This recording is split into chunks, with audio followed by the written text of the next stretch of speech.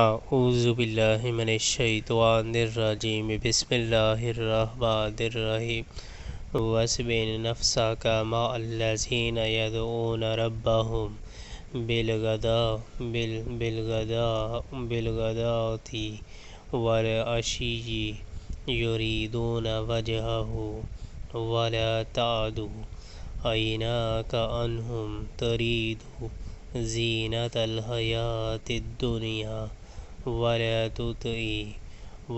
تُطِعْ مَنْ أَغْفَلْنَا قَلْبَهُ عَنْ ذِكْرِنَا وَاتَّبَعَ هَوَاهُ وَكَانَ أَمْرُهُ فُرُطًا۔ اور اپنے دل کو ان لوگوں کی معیت پر مطمئن کرو جو اپنے رب کی رضا کے طلبگار بن کر صبح شام اسے پکارتے ہیں اور ان سے ہرگز نگاہ نہ پھیرو۔ کیا تم دنیا کی زینت پسند کرتے ہو؟